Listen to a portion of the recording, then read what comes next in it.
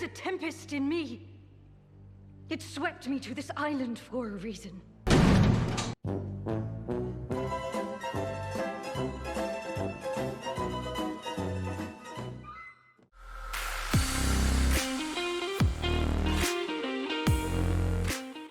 Welcome everybody to yet another video. And have you checked the new intro screen? I did it myself. I'm so proud. Today's video, I have to thank my buddy old pal, John Pal. He gave me an idea for the theme of this video. So, yeah, thanks. On the comment where he expressed his point of view, he said a word that caught my attention. Mary Sue. And just like that, an idea was born.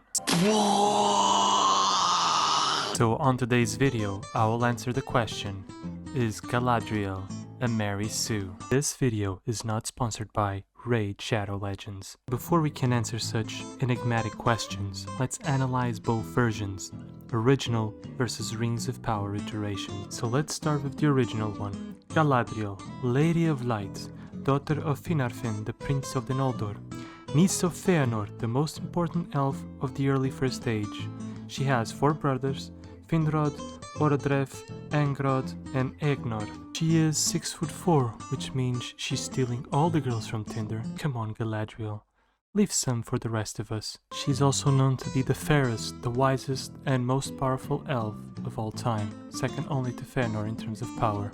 Her powers and feats are tremendous magical power, able to communicate over great distances, predicts the future, able to protect her own mind against very powerful beings. Powers so mysterious not even Elrond or Saruman understand them.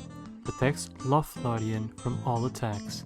Destroys the foundation of Dol Guldur, fortress so strong that was reinforced by Sauron's magic.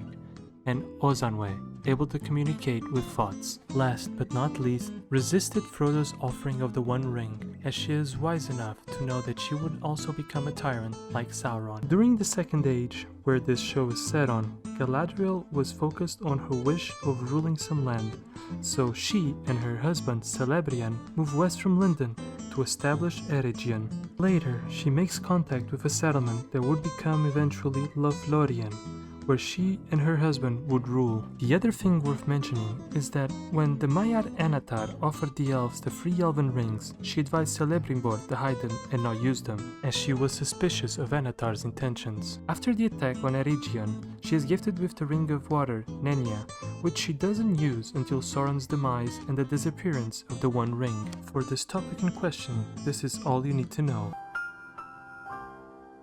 Now let's talk about Stubby here. Her upbringing was not shown that much, aside from the first scene in episode 1.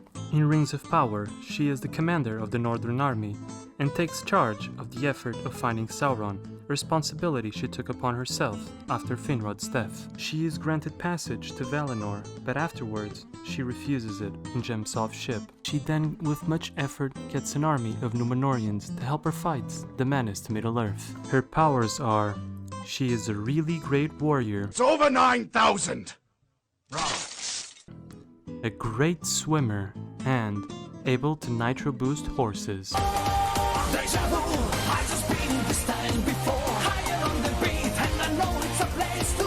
Now, to take this investigation seriously, we need to check what qualifies as a Mary Sue. A Mary Sue is a type of female character who is depicted as unrealistically lacking in flaws or weaknesses. An example of a Mary Sue is Rey from that movie I won't mention, and this is because she learns how to use the Jedi mind control with no prior force training under 30 seconds. She pilots the Millennium Falcon and knows the ship better than Han Solo. She beats a trained Sith in combat, one from the Skywalker bloodline. She is loved by everyone. And, don't you dare forget, she is all the Jedi. That whole movie was more disturbing than the fact that at some point Palpatine got some. Galadriel, on the other hand, the only trait that she has that could be kind of Mary Sue is the fact that she is a great warrior, beyond any other shown on screen so far. See, but here's the catch. She is over 3,000 years old, and elves are incredibly agile and have great reflexes. If she devoted a great deal of her life to combat, it would stand to reason that she would be this amazing at it. She hasn't done anything more amazing than what we saw already Legolas do, and she is older than him, therefore more experienced. And let's also point out that she had failed so far. If it wasn't for Halbrand, she would have died just drowning in the sea. Her temper has failed her in getting her way many times, especially in Númenor. If it wasn't for Halbrand, her stay would be much less welcoming, and she would not have the Númenorian forces to aid in her cause. Now, you might ask, but why did you do that whole comparison thing between the both of them? And the answer is simple. View time, baby! It's all about the algorithm. No, but seriously. It was just to bring you out to this point. Tolkien, when he wrote this character, he meant for her to be great, extraordinary even. What I shown you was only a glimpse of Tolkien's version of Galadriel. Now, the version on the show has taken a different route. She is a warrior, not someone with the ambition to rule.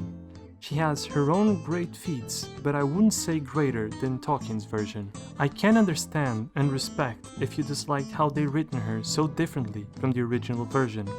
That is valid, but the final verdict?